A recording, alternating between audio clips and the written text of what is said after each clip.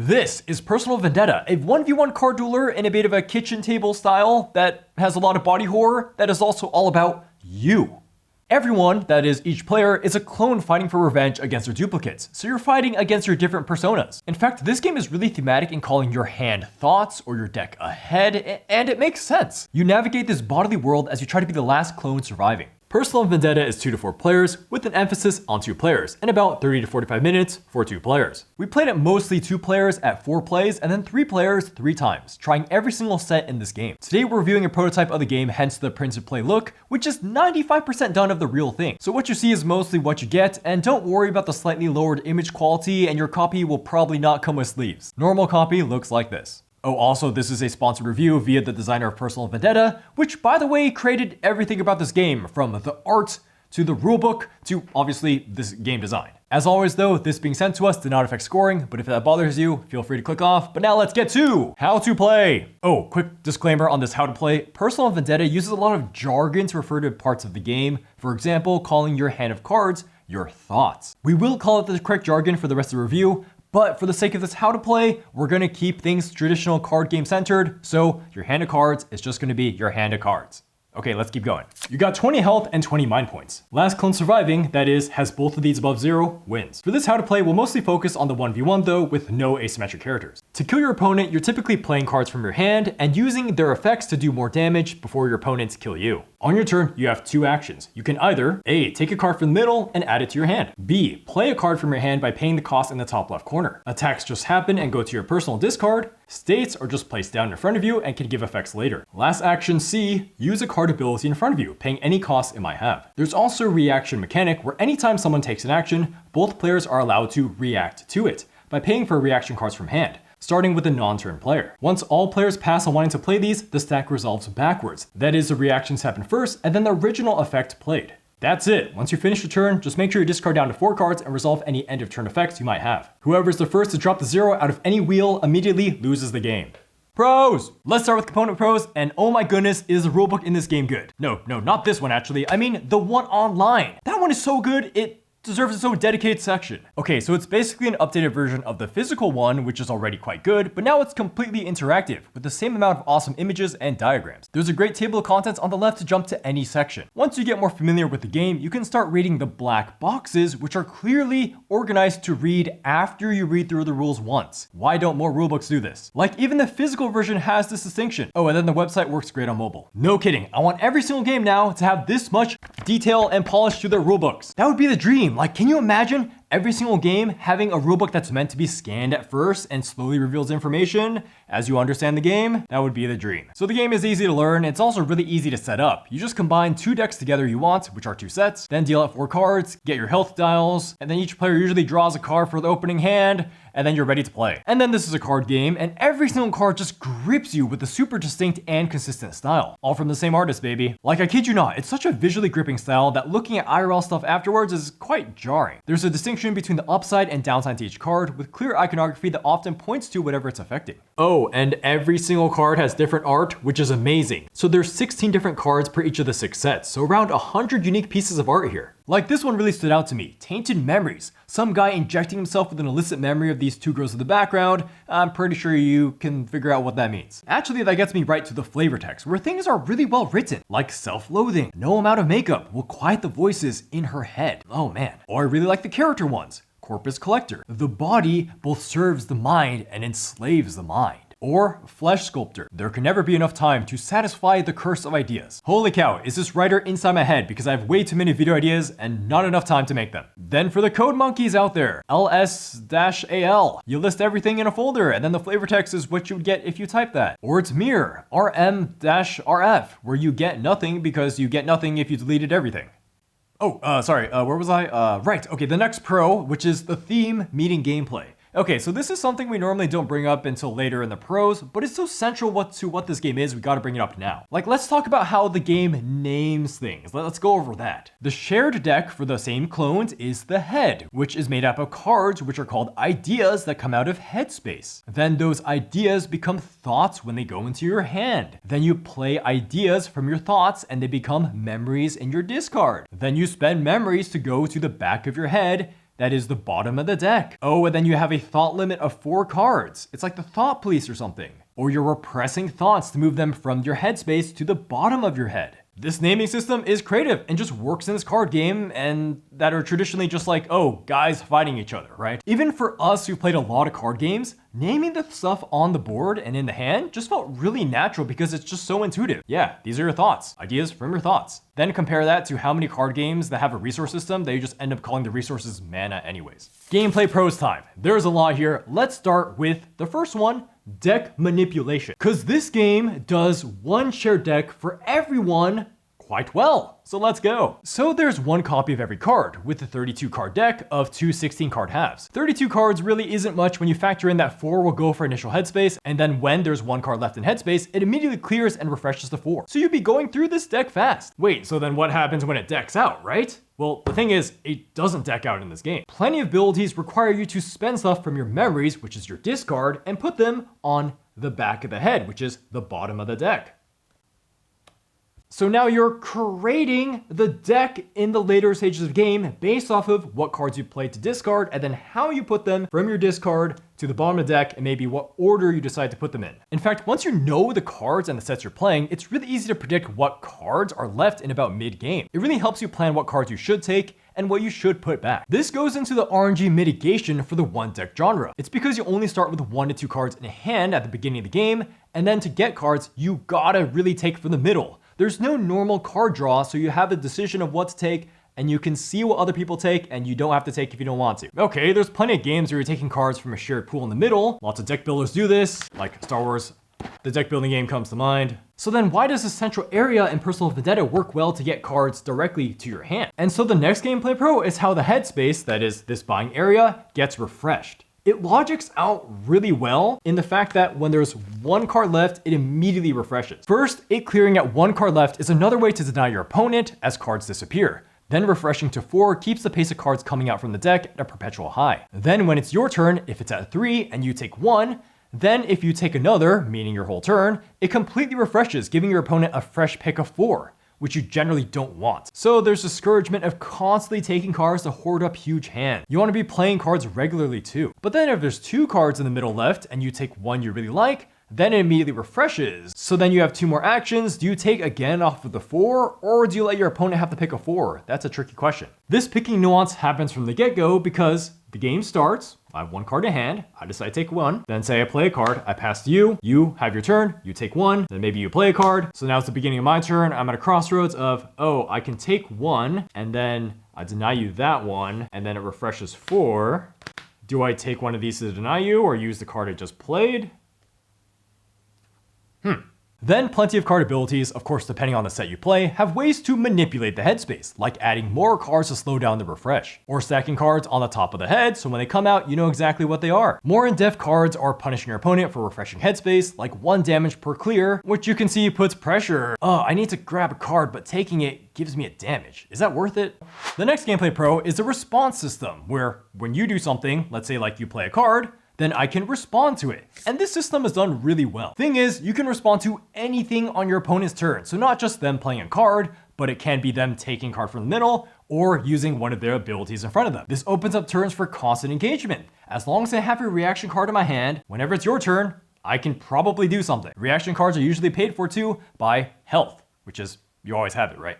Okay, before we move on, yes, the response cards are the typical TCG ones, like canceling the effect, or changing a choice made on a card, or copying their attack. But then there's others to do damage, or this one that does damage based off of headspace size. Example time. They try to take a card, you play this to do 4 damage because the damage goes through before I take the card. So then in response, they play this card to repress 1. So there's gonna be 1 less card to the headspace, so only 3 damage is taken. You usually know what people have too, because people are taking reactions from headspace. So there's more and more anticipation as people's hands get bigger and you remember, or kind of remember, what they took. And then you can never respond to yourself on your turn. Okay, you gotta wait for your opponent to have the window to respond first, but if they don't, you respond to yourself. So although responding to yourself is a rarity, it is very viable given the right conditions, especially mid to late game where you have more cards in hand. Like here, you can just use sleight of hand to make the card you just played swap with something in headspace. Wow, that's a ton of possibilities. This all culminates into a card system where every single card has weight on being dropped, even the basic ones, because cards are also fuel for things. Like memories, your discard is fuel to play many cards, and when you use a memory, it goes back into the deck for other players to draw it. So it's kind of like deck building for everyone. Plus, thoughts often cost you health or brain health to play,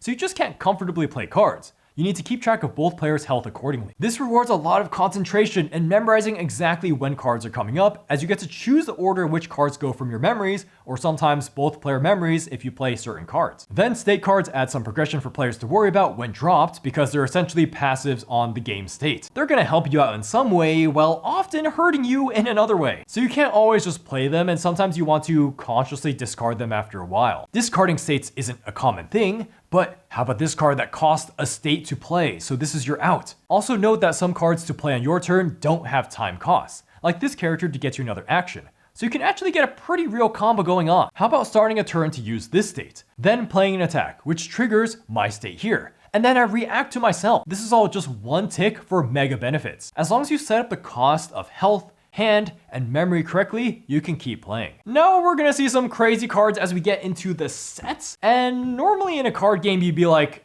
WTF, that card shouldn't be allowed in the game, right? That breaks it. Surely it does. Well, not in this game, because it's set up very tightly in not really drawing cards from the top of the deck. Rather, you get to see what people take. So you get to anticipate what's coming, and also you can see the counter cards coming up. Okay, so now let's get to the 6 sets in this game, where remember, you're taking 2 sets for the most classic mode and mashing them together. Now let's talk about the 4 sets that grabbed our attention the most. The tamest of these is Possibilities, a set all about choices, where most cards have multiple options to choose from, which you'd imagine makes any reaction card where you get to re-choose choices for your opponent matter. These choice cards really blend well with Cooperate, where you grab the cards in the headspace, the opponent splits it into 2 piles, and each player gets to do all these attack and state cards without paying any cost. You pick first and your opponent does their pile. This can get crazy trippy as you anticipate which pile you should pick if your opponent is going to make choices on cards as you think they will. Will they make the choices? Will they? Next is Agaku, which is the big hitter set.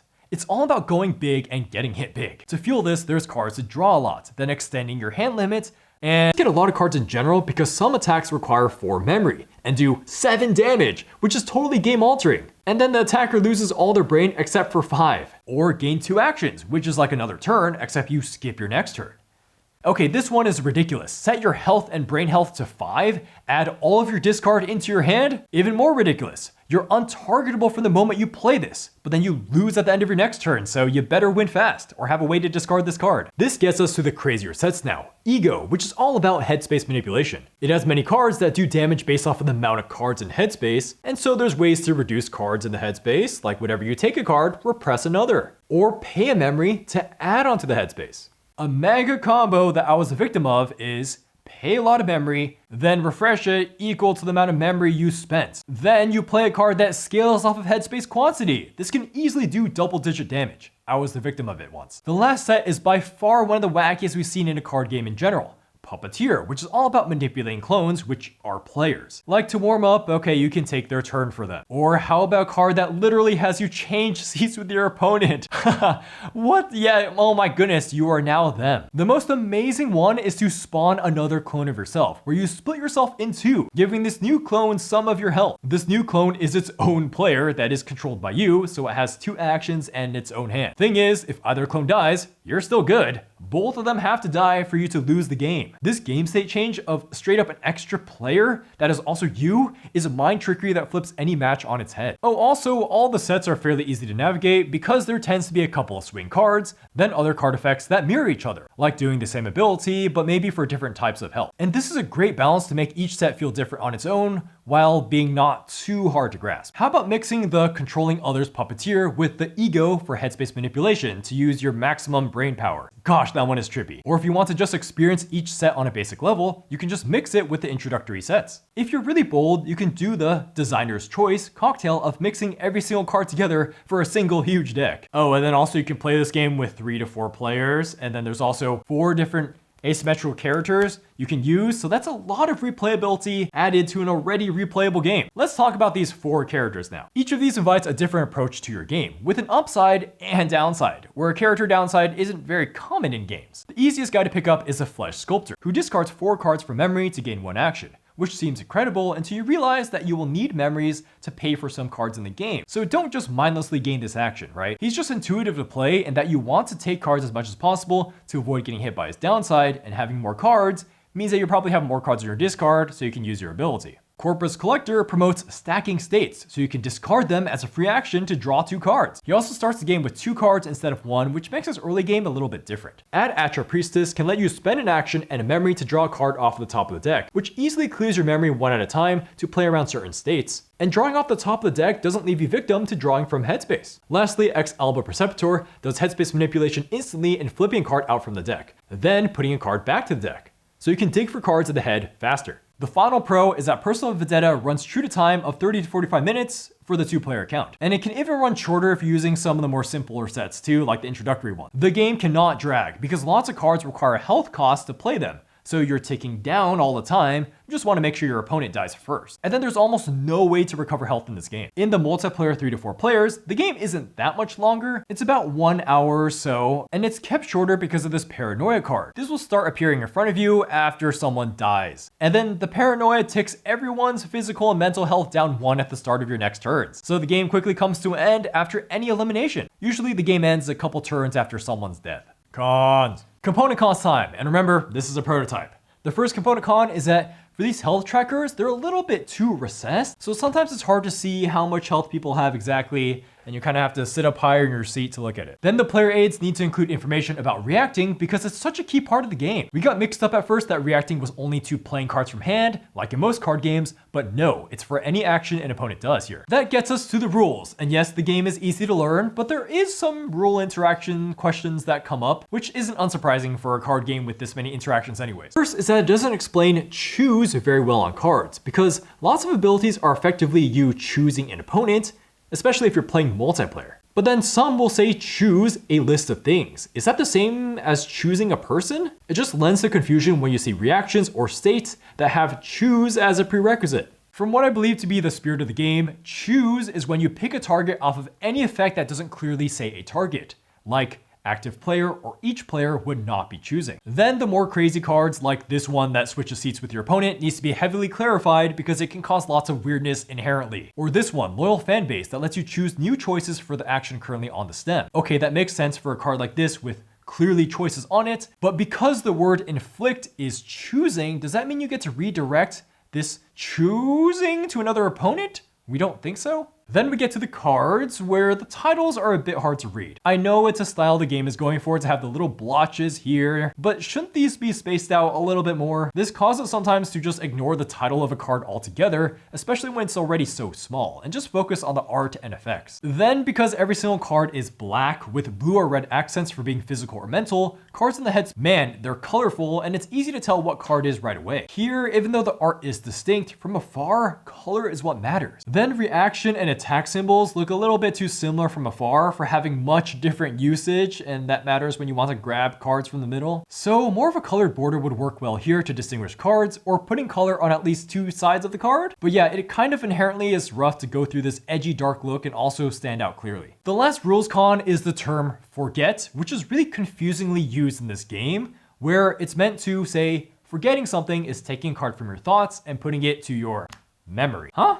We had to keep looking this up because we thought that if you're forgetting something, aren't you permanently forgetting it, like removing it from the game? It's kind of an English language thing where forget has a context of permanently forgetting something, whereas saying, oh, it slipped my mind, is probably what the game means when a thought slips away to your memories. So we came up with the word dismiss as a better fit. You can say, oh yeah, I'm dismissing this thought. Go into my memories for now. But I talked to the designer about this and he said that the word forget is here to stay. Our only gameplay con is back to the head, where we're concerned about the head running out too fast when playing with 4 players. Now we've only tested 3 players and the puppeteer and melee combo is fine, but our game with the Ogaku deck quickly ran to 0 cards in deck, which ends the game immediately. In that case, highest health would win, which is fine, but you don't want this to happen too early so it doesn't feel like you're playing the set. Ogaku promotes heavy memory stockpiling to spend cards, so it leads to the central deck running out fast. For example, if you use Ogaku and another set in 4 players, the deck would go to 0 so fast, it'd probably be unplayable. Granted, you can just increase the amounts of sets you use, but the rulebook just says to use at least 2 sets, so it probably needs more clarification on what sets really are the best for multiplayer. Like for 3 players, maybe use 2 to 3 sets, and then 4 players, 3 to 4 sets. And if you're using a Gaku, you might want to use more sets than normal for multiplayer. We tried using 3 sets for Gaku, and it works to make you not deck out, but then the bigger deck does dilute the probability of each card coming out, which changes the dynamic a little bit, but is still very playable. TLDR, feel free to combine more than 2 sets when playing with more than 2 players. Have some information on the rulebook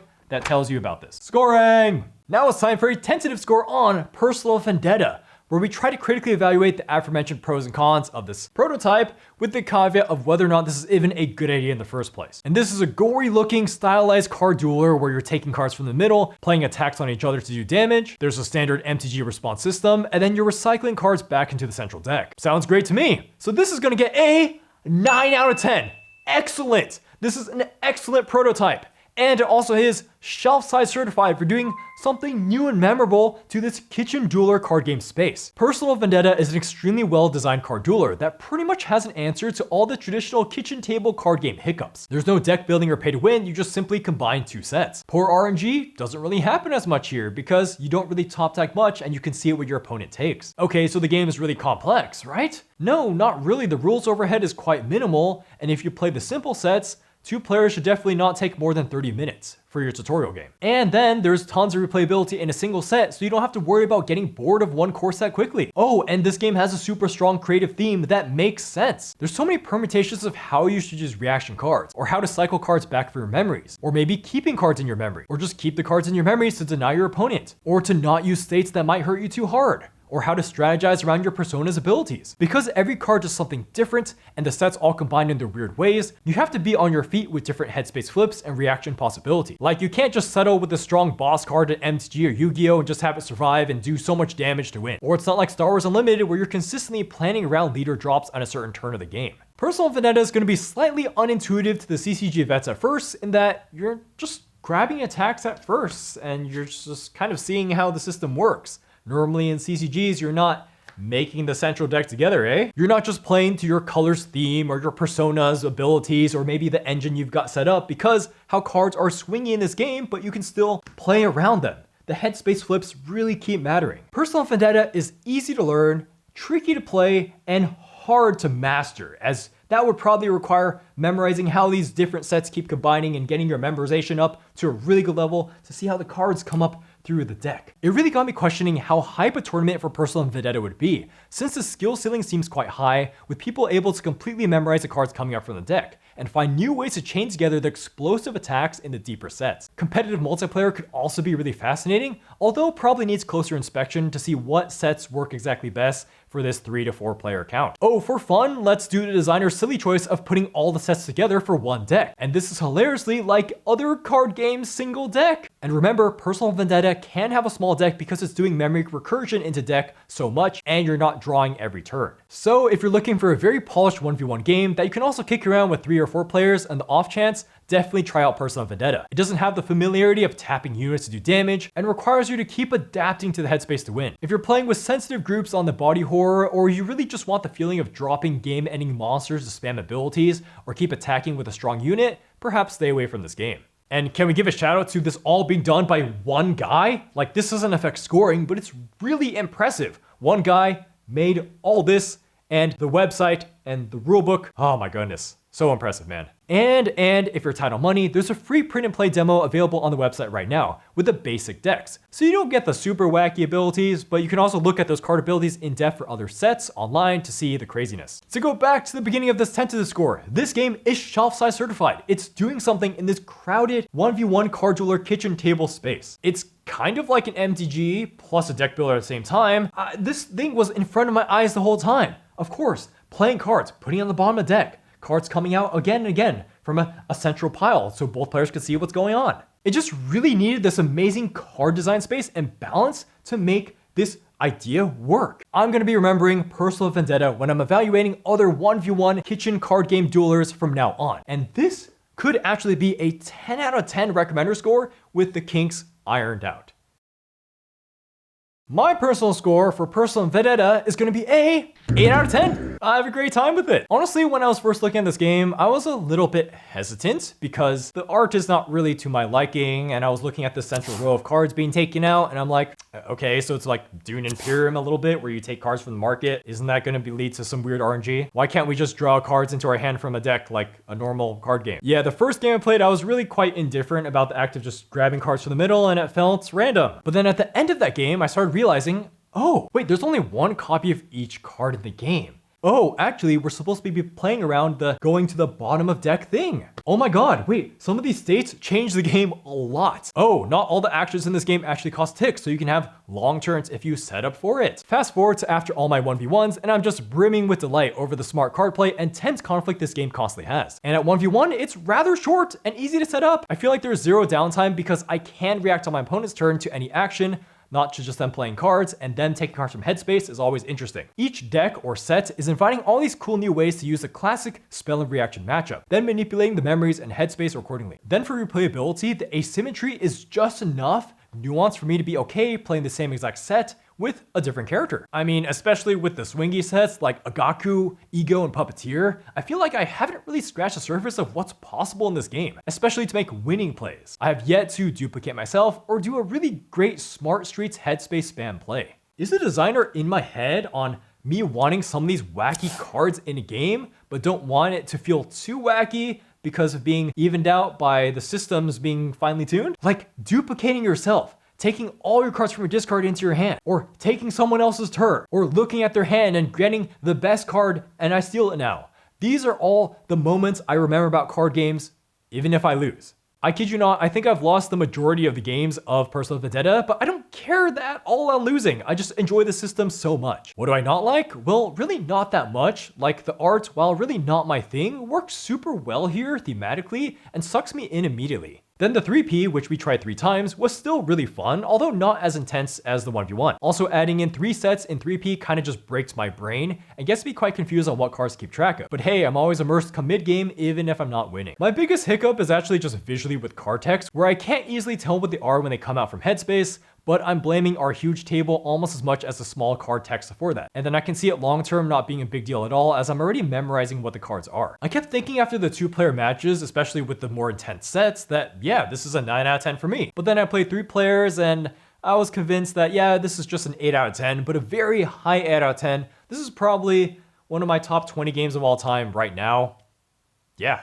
It really just helps that the 2 buddies I played this with 1v1 loved it and were thinking about buying a copy as soon as they could. Like Pranav would not shut up about how much he loves this game and how it's a 9 out of 10 for him. If I need to bring this type of 30 to 45 minute high conflict 1v1 game somewhere for a trip, like throwing it in a luggage, this is my top of list. Yeah. Sorry Soulforge or Ashes Reborn, yeah, you've got replaced for now. Personal Vendetta's new take on card gaming, just so much fun for low accessibility. It's just so good. That was Personal Vendetta. Again, this being sent to us did not affect scoring. And also, thank you to our patrons. Yes, thank you to our patrons over here. I will have to get back and play Ashes Reborn again. But yeah, I remember talking to you guys on our Discord about that. But yeah, Ashes Reborn still really good, but Personal Vendetta just hit differently, man. Maybe the hype will wear off, but after 8 plays, I'm liking it. Also, thank you to our Man That's Cardboard over here. Yeah, that is it for Personal Vendetta. Been a busy August, more stuff coming as usual. Remember to like, comment what you think about this game, or maybe the art is a little too squeamish for you, or you're feeling squeamish about the art. Okay, like, comment, subscribe, all that stuff. Okay, bye-bye.